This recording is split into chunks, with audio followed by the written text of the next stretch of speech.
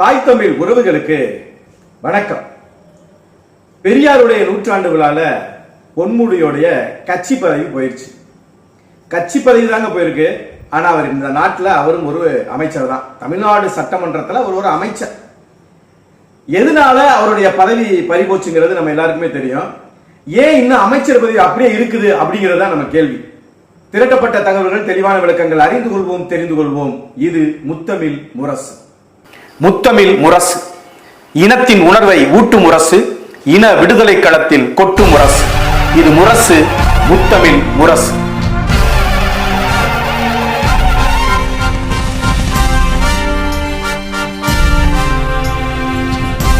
தொடர்ந்து அறிவியல் சார்ந்து புவியியல், வரலாறு, அரசியல் என பல்வேறு துறைகளினுடைய கருத்துக்களை உங்களிடத்துல கொடுத்துக்கிட்டு இருக்கோம் காணொலிகளாக. முத்தமிழ் முரசை சப்ஸ்கிரைப் செய்து உங்களுடைய ஆதரவை கொடுக்கணும்னு இந்த நேரத்தில் கேட்டுக்கிறேன். நயினார் நாகேந்திரன் பாரதிய ஜனதாவினுடைய தமிழ்நாட்டினுடைய மாநில தலைவராக ஏகமனதாக தேர்ந்தெடுத்ததாக செய்தி வந்திருக்குது. கிட்டத்தட்ட ஒரு வாரமாக ஏற்பட்ட பல சர்ச்சைகளுக்கு மத்தியில் இன்னைக்கு முடிவுக்கு வந்துருச்சுன்னு நினைக்கிறேன். ஒருத்தருக்கு புதுசா பதவி கிடைச்சிருக்குது. இந்த பக்கம் திமுக ஒருத்தருக்கு கட்சி பதவி போயிருக்குது. பெரியாருக்கு நூற்றாண்டு விழால இந்த விஷயம் நடந்திருக்குதுங்கிறது தான் இதுல ரொம்ப சிறப்பான ஒரு செய்தி. ஏன்னா அது பேச வேண்டிய இடத்துலதான் பொன்முடி பேசியிருக்கிறாரு. என்னப்பா பேசினாரு பதவி, கட்சி பதவி போற அளவுக்கு பேசியிருக்காரு. ஆனா என்ன பேசுறாருன்னு சொல்ல மாட்டேங்கிறப்பா அப்படின்னா, நீங்க எவ்வளவு கேட்டுக்கிட்டாலும் அதை சொல்ல முடியாது, அதை பேச முடியாது. ஏன்னா இந்த முத்தமிழ் முரசு காணொலிக்குன்னு சொல்லி ஒரு மரியாதை இருக்குது. அந்த மரியாதையை நம்ம காப்பாத்திக்கணும்னு நினைக்கிறோம். அந்த வார்த்தைகளை நீங்க பார்க்கணும்னா வேற சமூக வலைதளங்கள்ல போய் பாருங்க, முகநூல்ல பாருங்க, இல்லைன்னா திமுகவுடைய கட்சி வலையொலியிலே கூட அதை போட்டிருக்கலாம் நினைக்கிறேன். அதுல கூட நீங்க போய் பார்த்துக்கலாம். இல்லைன்னா பெரியார் நூற்றாண்டு விழால பொன்முடி கலந்துகிட்டது அப்படின்னு போய் நீங்க போய் தேடி கூட அதை போய் பார்த்துக்கிட்டீங்கன்னா அதுல போய் தெரிஞ்சுக்கோங்க. எப்படி இருந்தாலும் சரி, நான் அதை சொல்ல போறது இல்லை. ஏன்னா அதெல்லாம் சொல்லவே முடியாது. அந்த அளவிற்கு யார் பேசியிருக்கா தெரியுமா? உயர்கல்வித்துறையினுடைய அமைச்சர். கல்வித்துறை கிடையாது, உயர்கல்வித்துறையுடைய அமைச்சர். அதுவும் ஒரு சாதாரண ஆள் கிடையாதுங்க, ஒரு பேராசிரியர். பழுத்த பழம். திமுக எத்தனை முறை திமுக தேர்தலை சந்திச்சு எத்தனை முறை சட்டமன்ற உறுப்பினர் ஆயிருக்காருன்னு கூட நீங்க கேட்டீங்கன்னா இன்னும் நமக்கு ரொம்ப அதிர்ச்சி ஆயிடும். அவ்வளவு பெரிய ஒரு பக்குவமான ஆளு பேசுற பேச்சா நீங்க நினைக்கலாம்.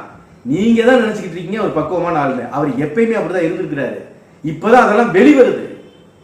அவர் பேசின பேச்சுக்கள் ஏற்புடையது இல்லை அப்படின்னா எந்த அளவுக்கு இருக்குதுன்னா, உடனே கட்சி பதவியவே, துணை பொதுச் செயலாளர் திமுக துணை பொதுச் செயலாளர் பதவியவே வெளியே போயான்னு சொல்ற அளவுக்கு இருக்குதுன்னா, அப்ப இதுக்கு பின்னால கண்டிப்பா துர்கா ஸ்டாலின் இருக்கணும். ஏன்னா அவங்க பேசின பேச்சு ஆன்மீகம் சம்பந்தப்பட்ட பேச்சு. பொன்முடி பேசுனது. இந்த செம்மன் மன்னர் இருக்காரு, அவர் சாதாரணமான ஆள் கிடையாதுங்க. சாதாரணமான ஆள். இதுக்கு முன்னால ஓசி பஸ், நீ என்ன எனக்கா ஓட்டு போட்ட, இப்படி பல பேச்சுக்களை அவர் பேசியிருக்கிறாரு. நீ எஸ்சி தானம்மா, இப்படி ஒன்னு ரெண்டு கிடையாது, பல பேர். ஏன் இவ்வளவு எதுக்குங்க? கனிமொழியே எக்ஸ்தரத்துல அவர் பேசுனது வருத்தம் தான் அளிக்குது அவங்களுக்கு. கண்டிக்கலாம் இல்ல, அது ஒரு வரியில முடிஞ்சு போயிருச்சு. ஏன் அக்கா பாலபாரதி எல்லாம் எங்க போனாங்க? பொது உடைமை சித்தாந்தவாத புரட்சியாளர்கள் வலது இடது எல்லாம் எங்க போச்சுன்னு தெரியல. அக்கா ஜோதிமணி எங்க போனாங்கன்னு தெரியல. ஏன் வாங்க இப்ப வரிசையா. ஏன் நீங்க தான் பயங்கரமான, நீங்க அப்படியே பெண்களுக்காக பேசக்கூடியவங்க. பேசுங்களேன் பாப்போம். அதுல குறிப்பா பாருங்க, இவ்வளவு இழிவான வார்த்தைகளை பேசும்போது இன்னொரு வார்த்தையை சேர்க்கிறாரு பொன்முடி. என்ன சொல்றாரு? பெண்கள்லாம் இருக்கீங்க, ஒண்ணு நினைச்சுக்காதீங்க அப்படின்னு சொல்றதுல இருந்து தெரியுது அவங்க எத்தனை பெண்கள் இருந்திருப்பாங்கன்னு. அவர் பேசின பேச்சு அப்படின்றது இந்த பெண்களை எவ்வளவு முகம் சுளிக்க வைத்திருக்கும் அப்படிங்கிறது நீங்க அந்த பேச்சுலயும் அவர் பெண்கள் இருக்கிறாங்கிறதை பதிவு பண்றதை பார்த்தாலே தெரியும். இதே வார்த்தைகளை நீங்க பேசின இதே வார்த்தைகளை உங்கள் வீட்டுல உட்கார்ந்து பேசுவீங்களா? இல்லைன்னா உங்க திமுக மகளிர் அணியெல்லாம் கூப்பிட்டு உட்கார வச்சு இதே வார்த்தையை உங்களால பேச முடிஞ்சிருமா? ஒரு பொதுவெளியில, ஒரு பொதுக்கூட்டத்துல எவ்வளவு பெரிய ஆபாசமான சொல்லை பயன்படுத்துறான்னு பாருங்க. இப்ப நமக்கு கேள்வி என்ன அப்படின்னா, துணை பொதுச் செயலாளர் பதவியிலிருந்து அவர் எடுத்துட்டீங்க. ஏன்னா அது உங்க கட்சிக்கு உகந்ததா இல்ல. இப்படி பேசப்பட்ட ஒருத்தர் கட்சியினுடைய பதவியில இருக்க அருகதையற்றவர், துணை பொதுச் செயலாளராக இருக்க தகுதியற்றவர்னு முடிவு பண்ணிருக்கீங்க. ரொம்ப சிறப்பு, ரொம்ப மகிழ்ச்சி, வாழ்த்துக்கள். ஆனா அவ்வளவு தூரத்திற்கு உங்க கட்சி பதவியிலேயே இருக்கக்கூடாத ஒரு ஆளு எப்படிங்க அந்த நாட்டின் அமைச்சரா இருக்கலாம்? இது சிந்திக்கணும்ல. நீ முதல்ல என்ன பண்ணிருக்கணும்? உன் கட்சியில கூட வச்சுக்க, முதல்ல அமைச்சர் பதவியில இருந்து நீங்க எடுத்துருக்கணும் அவரை. அதெல்லாம் நீங்க முதல்ல செஞ்சிருக்கணும். ஏங்க, கட்சிக்கே உதவாத ஒருத்தர், கட்சிக்கே அநாகரிகமான ஒருத்தர், கட்சியுடைய பதவிக்கே ஏற்புடையதா இல்லாத ஒருத்தர் எப்படிங்க இந்த நாட்டின் அமைச்சரா இருக்க முடியும்? அதுவும் உயர்கல்வித்துறைக்கு அமைச்சரா எப்படிங்க இருக்க முடியும்? இந்த கல்வித்துறை விளங்கும்லங்க.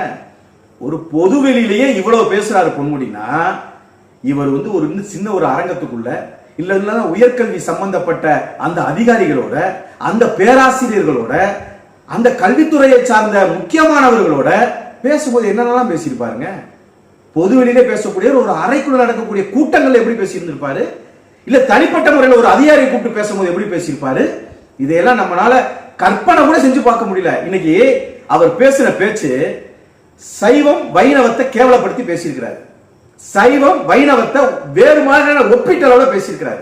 இன்றைக்கு பட்டை போடக்கூடிய இல்லைன்னா இப்படி போடக்கூடிய ராமன் போட யாரா இருக்கட்டுங்க, பட்டை எடுத்து நெத்தியில பூசிக்கக்கூடிய சைவமா இருக்கட்டும் வைணவமா இருக்கட்டும், இனிமேல் அதை எடுத்து பூசும் போதெல்லாம் பொன்முடி சொன்ன வார்த்தைகள் தாங்க நினைவுக்கு வரும். அவ்வளவு அருவருக்கத்தக்க வார்த்தைகளை தூக்கி போட்டுக்கிறாரு.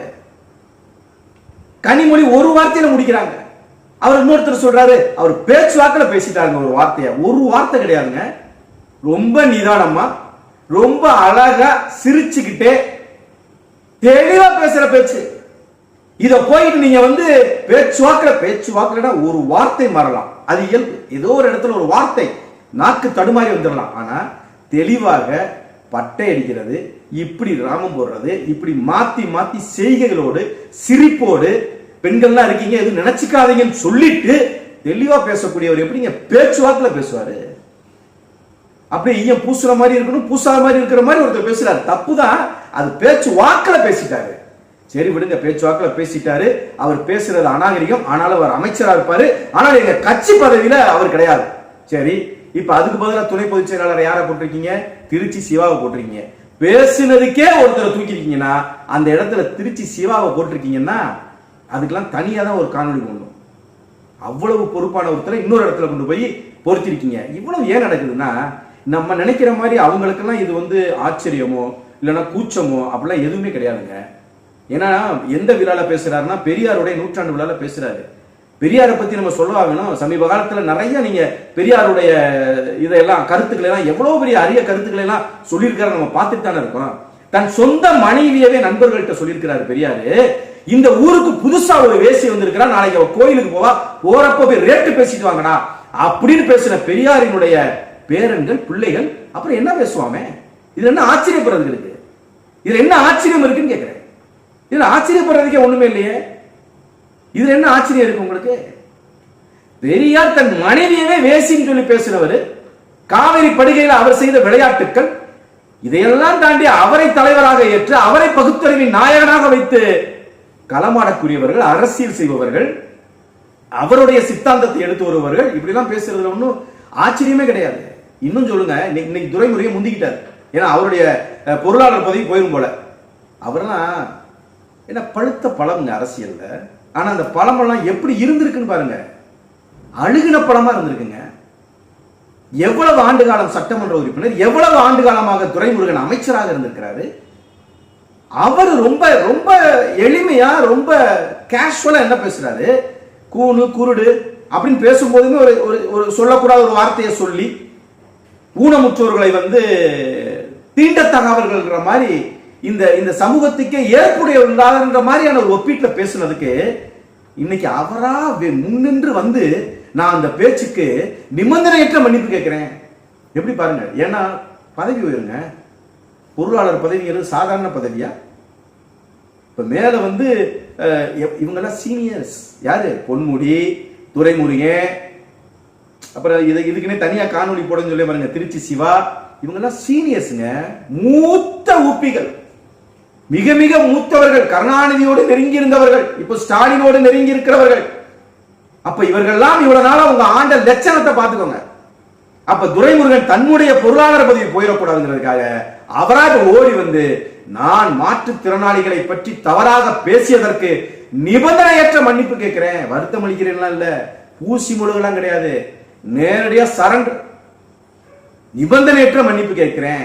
வா, அப்படி வரிசையா வா, எல்லாருமே வா, பேசினவெல்லாம் வா, வரிசையா வந்து பேசி பார்ப்போம். தொடர்ச்சியாக திமுக தன்னுடைய சுயத்தை வெளியில காமிச்சிட்டு இருக்கு. இதையெல்லாம் தாண்டி இன்னமும் இவங்க எல்லாம் நம்மள ஆளணுமாங்கிற முடிவை மட்டும் மக்கள் எடுக்கணும். நீங்க ஆளுற நாட்டுல நாங்க வாழ்றோம் பாரு, இது மாதிரி கேவலம் வேற எதுவுமே கிடையாது. வணக்கம்.